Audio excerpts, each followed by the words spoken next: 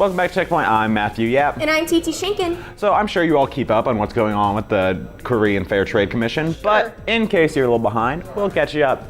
They just went ahead and charged $950,000 in fines amongst 3 game companies over misleading use of loot boxes in-game. Yeah, hardcore.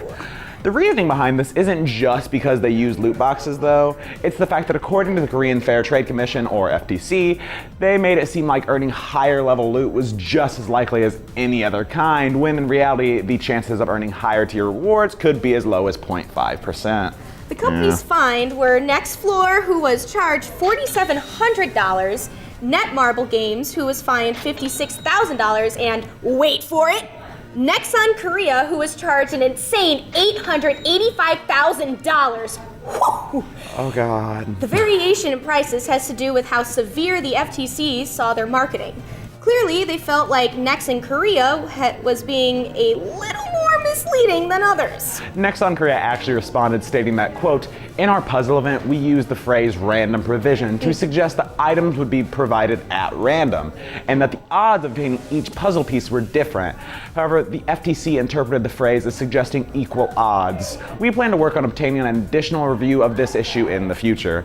And yeah, in their defense, all the items are still given out randomly, just some are less random than others. You know, the FTC might have a point there. Yeah. This isn't the first time the legality of loot boxes in-game have been questioned.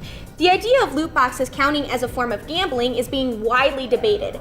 Right now, especially now, how it relates to marketing itself towards children. Hawaii also just introduced 4 bills relating to loot boxes.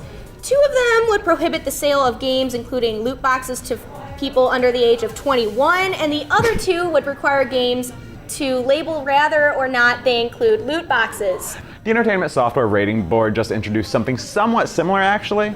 After a cry for loot boxes to be labeled on games, they introduced a requirement to label if any in-game purchases could be made, but that includes more than just loot boxes. It would include expansions, power-ups, all that other jazz, so some people are unhappy, saying it isn't specific enough.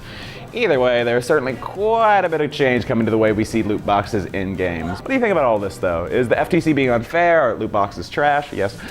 Let us know in the comments down below. For all your entertainment, tech, and pop culture news, be sure to subscribe to Byte BSU and stay up to date with us on Checkpoint. Left arm in, you put your left arm out. You do the hokey pokey and you just don't care.